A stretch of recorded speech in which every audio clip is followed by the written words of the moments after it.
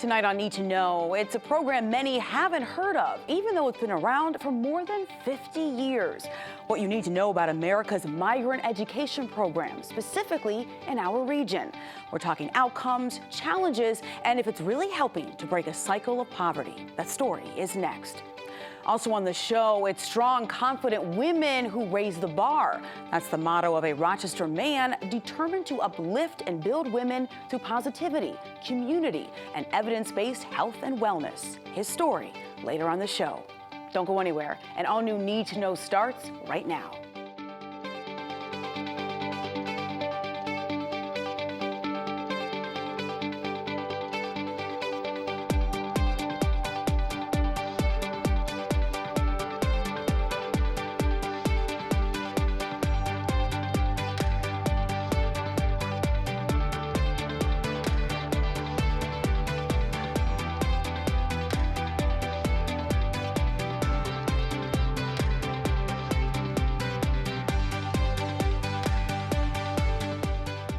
It was journalist Edward R. Murrow's groundbreaking documentary, Harvest of Shame, that was credited for opening America's eyes in 1960 to the state of migrant workers and their children.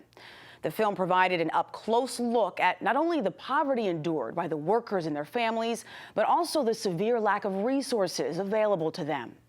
According to the advocacy group Migrant Legal Action Program, that film propelled the federal government to act by providing support for migrant students. It was 1966 when the Migrant Education Program was created. It currently serves more than 300,000 3 to 21-year-olds in the U.S. Joining me to discuss the impact of this program and if it's yielding positive results is Donna Peterson Spence, Director of the Brockport Migrant Education Program, and Danielle Douglas, Adolescent Outreach Program Coordinator for the Northwest Region Migrant Education Program. And welcome to you both. I appreciate you being here. Thank you. So just to begin, for people hearing about this program for the very first time, explain to me its purpose. And I'll give that to you, Donna. Well, the purpose of the Migrant Education Program is to ensure that the children of migratory agricultural workers reach the same challenging standards for academics as other students, and to be sure that they graduate from high school or achieve a high school equivalency diploma. And historically, migrant students have had a difficult time with graduating high school. The graduation rate was far lower for migrant students than any other students.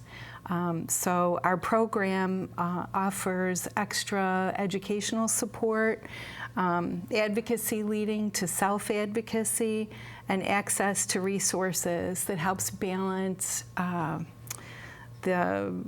the difficulties that families face in moving for agriculture work. So talk to me a little bit about the eligibility requirements and how do families, when they come to New York, how do they know that you exist and you're here to provide those resources for them? And I'll give that to you, Danielle. I think Donna might be able to speak a bit more to this, just given her long history at the Migrant Education Program. Well, to be eligible for the program, the student has to move with a migratory agriculture worker across school district lines within a 3-year period for the purpose of finding work in agriculture. And then once they're determined to be eligible, they're eligible for 3 years. And if they've made subsequent moves for agriculture, they could start their 3 years of eligibility rolling again. There was another part to your question. That's okay. Just I wanted to know also, just you mentioned the eligibility, but then how do families find out that you exist? That's a really good question. We go back to places where we've ever known that farm workers exist. We have recruiters that go out and interview families to determine eligibility. And we kind of use a lot of word of mouth. We also ask the school districts to let us know if there are new families that might be working in agriculture, and then we send the recruiter out to interview the families to determine their eligibility. So talk a little bit just in terms of when a student is enrolled, what happens? What does the offerings in terms of this program, are they very similar to what we would think of a student getting in a typical public school, for example? Like, how does it work? I can speak to that a bit. So the goal of the services of the migrant education program are kind of to assess the needs of the student and the family, and then advocate for their needs and help them kind of create their goals. And it's done through 3 sectors. The first is subject and content instruction, and so that's tutoring, extra tutoring, either in school or at the student's home, for both the students in school and also for our out-of-school youth, who are students that might not be in school right now, but are just working on the farms, and that can be life skills lessons on how to work with pesticides or how to open a bank account if they're new to the United States. And we also work with preschoolers and parents as well. The second part of it is this idea of advocacy to self-advocacy. And the idea is that we advocate for students in schools by helping them determine and working with parents and teachers and counselors to make sure they're placed in the right classes, that enough ESL, so English as a second language instruction, is being provided, and that all papers and documents are being sent home in Spanish if that's needed. And the idea is that over time, parents will be able and students will be able to build the confidence and skills to do that on their own. And the last piece, which is more of what I focus on by working with the high school students, is this idea of positive identity development. And that's working with students to build their confidence and make sure they're educated more on how to make career choices, how to make educational choices, so that they can have more options after and when they graduate from high school. So in what ways, I'm curious about this, just in terms of our contentious political climate that we're living in right now, in what ways does that, if at all, pose a challenge to young people and families reaching out and saying, we're here, and our kids have different needs that they want met, they want to go to school, they want to try different things. Is this at all impacting what you're seeing in terms of your enrollment? Yeah, for some families, because of the anti-immigrant sentiment in the communities and overall, there is some fear of repercussions if they take advantage of services that are being offered, if their families are in process for their immigration status. But there's a lot of other families that don't have to concern themselves with that particular challenge, but other challenges that are common are like transportation. Because of the isolation in rural areas, they don't have access to transportation a lot of times. They might not own a car, or the parents might not have driver's licenses. So transportation is a challenge that we face. It's also a challenge for our program. We cover 3 counties. Bringing kids together from 3 counties is kind of a transportation nightmare sometimes to make activities happen. And a lot of what Danielle does is like just organizing that kind of thing as when she plans an activity with young people. There's also, our funding is decreasing. Our numbers have decreased. Our funding is connected with the number of eligible students that are in our territory, and that has declined significantly over the last couple of decades, I'd say. It's just gradually gone down. So in terms of connected to the number of students enrolled, that would then mean that you're not seeing those numbers of young people participating in the program. Right. There's been changes because of social, economic, and political forces that have changed like who the farmers are hiring. They hire a lot more contract workers through a program like the H-2A program, and those contract workers tend to be over 21. They're not allowed to bring their families. So in terms of who's doing the work, it's changed a lot. There's fewer families that come. Wow. Well, I have a number to go along with that. I know the number of eligible young people for the program declined from a high of 880,000 in the 2002-2003 school year to just over 300,000 in 2018. So that really helps to paint a picture just in terms of what you were just saying. Yeah, just in my area, in the 22 years that I've been in the program, we went from about 1,500 students in our 3-county area down to around 350 now, currently. Well, earlier this year, I had an opportunity to meet a young woman who was part of the migrant education program, or was, I should say, from Barker, New York, Cindy Lopez Paz. Her parents came to the U.S. from Mexico as teenagers and worked in the agriculture industry in New York and North Carolina and Florida. And she told me she was born in New York, was enrolled in the program from daycare through high school. And Cindy said, she shared her experiences. She shared some of the challenges that she faced, but she was also able to talk about what she was able to achieve. And let's take a look at our conversation. So my parents traveled a lot from Florida to New York, but it also included like North Carolina, always doing agricultural work. So in New York, it would be apples and tomatoes. In Florida, it varied from like green beans to cucumbers. And then in North Carolina, it would be sometimes blueberries and other vegetables that were around. Just in New York, mainly in New York, because the season was longer here for apples, and it went into the fall. You said that your parents were always such huge supporters of your education. You have two siblings as well. You're the oldest of three, and they were really supportive of making sure that you pursued your studies. So talk a little bit about what type of an experience you had within the migrant education program. What was available to you, and what do you think life would have been like without these things available to you? Yeah, I think like first off, like it would have been very hard to continue my education if it wasn't for that support system included, like alongside my parents.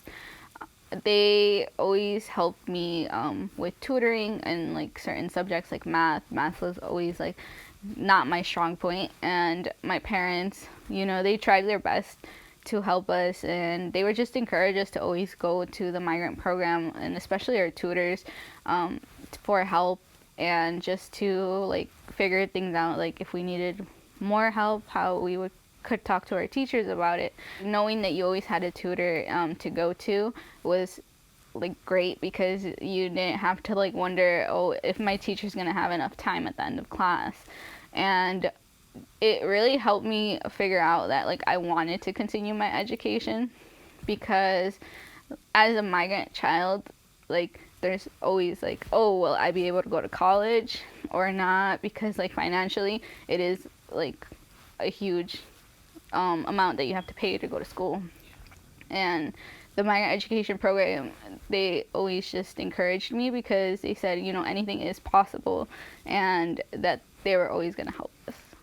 Let me ask you this. You were talking a little bit about how, in terms of the traveling back and forth between Florida and New York, and you were with your family for that. What was that like for you, just in terms of the process of trying to get this education, but needing to bounce around from different places so that you could be with them? Yeah, so I think it took a lot more work to get adjusted, because going from school in New York to Florida, you weren't always at the same pace in either school.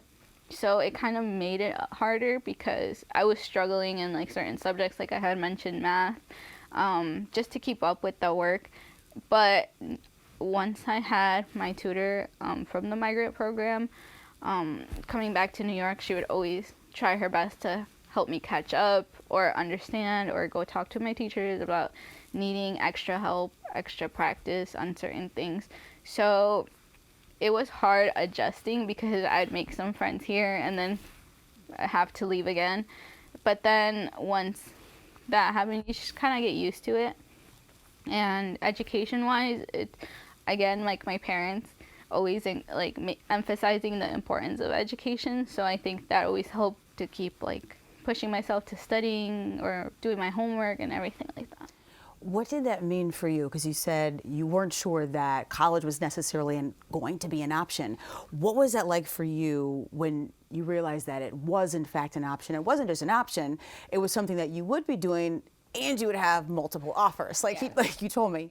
Once I knew, it was something I could reach, it like made me happy, but also because it's something my parents have always wanted for us. So knowing that I'm gonna reach my goal, but also like make one of their dreams come true, it like made it like 10 times better, knowing that like I can go to college, and I did go to college. And you were studying international relations, is that correct? International studies. International studies. What do you hope to be able to do with that? You graduated from SUNY Oneonta in December Yes. of 2018. What do you hope to do with your major? Ideally, I would like to become an advocate for undocumented immigrants, just because in the political climate that we're in now, it's just harsh to see all these people and like what they go through, and then personally seeing my parents and their struggles. So it definitely gives me like more of a passion to go for something like this, because I know I can make a difference. Cindy was able to accomplish a family dream and go to college. Is her story a rarity, or is her story more normal than people may think? I think that it's more normal than people may think, although there's a lot of challenges that come up in that process. There's troubles when people are moving areas, there's troubles with socioeconomic issues and having access to healthcare, and there's a lot of things all tie into a student's ability to attend college. And it kind of comes down to providing equal opportunity. And so a lot of what the migrant education program works towards is like if we're providing some private tutoring to students like Cindy was mentioning, having the consistency of her tutor, that's something that wealthier families might be able to pay for a private tutor, but we're offering as a way to enable that extra help, allow students to catch up, encourage that relationship building and comfort when they move from place to place. And so that's something that I think is really valuable, as Cindy's shown and proven in all of the work that she's done. And before we close, one thing about the program as a whole in general, just not locally, but throughout the country, is there a way to track the progress of the young people as they complete this program to see if, in fact, it is helping to break cycles of poverty? Yeah, I know for part of it, there's a really great database that works with all the students and works with all the programs, and you're able to see students as they move from place to place. And we have a data specialist that really works to analyze all of that data. And what are you finding with the data? It's mixed. Okay. The students that graduate high school, a good percentage of them go on to get either further training in vocational skills or college.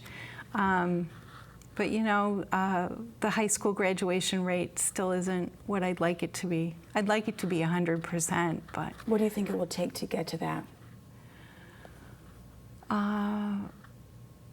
I think a whole lot of change has got to happen in order for that to happen, and for this country to really value farm workers for the important work that they do.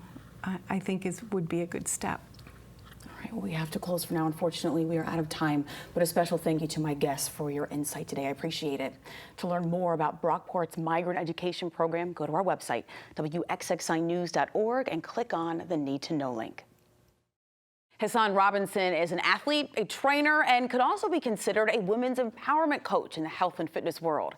What started as a program to help women and girls become more confident has launched into an in-person and digital platform focused on making Rochester women know their worth while also becoming stronger physically and mentally. The RIT grad and co-owner of Fountain of Youth Fitness is also the founder of Strong Confident Women. He joins me now to explain the value of his work in the realm where gender inequality continues to be an issue.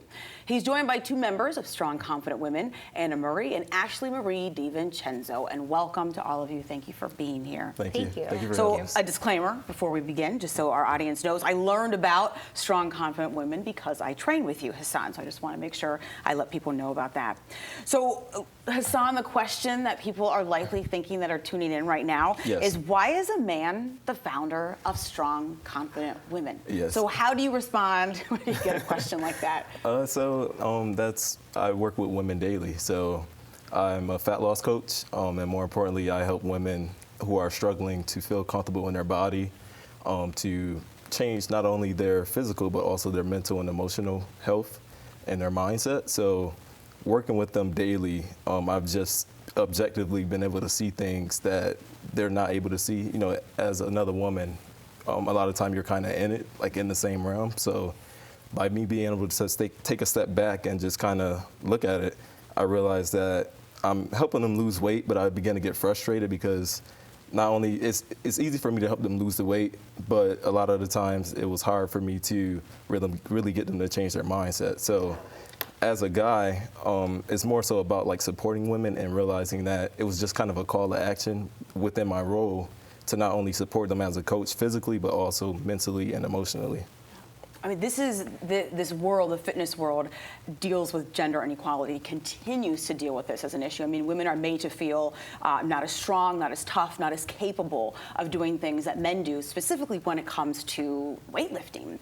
So I'm curious, have you had any resistance from people that maybe initially were like, I'm not too sure, and then they were like, okay, this is gonna work for me? Yes, all the time. I have women come in, and a lot of time, like you said, it's just, they're not confident enough or they don't feel confident enough to lift weights. So a lot of time I've talked to some women that sign up and they're like, I've avoided weights. Like I will see weights and I just run to the treadmill. Like I skip the weights. I don't want to be around them. So initially there is a lot of pushback, but just being a coach and meeting people where they are, it's easy for me to kind of build them up over time where they have the confidence to lift weights. And they don't even realize it, like the whole time, like I'm just kind of guiding them. And then once they start lifting weights, it's like, oh, I can do this. Yeah. And they look back at how far they came, and it's just like those little steps continue to build small wins. And then those wins add up over time to this big transformation. Well, Ashley Marie and Anna, talk to me a little bit about, just your journeys, how you came across Hassan and really where you were when you started versus, where you are right now. Anna, I'll start with you.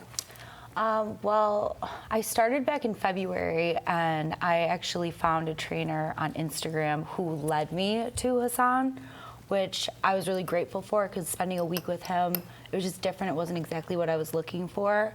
And with Hassan, I didn't know what I was looking for, but it ended up just fitting in perfectly. And I just wanted to lose some weight. I just wanted to look good for the summer. But I'm stronger, my clothes fit better.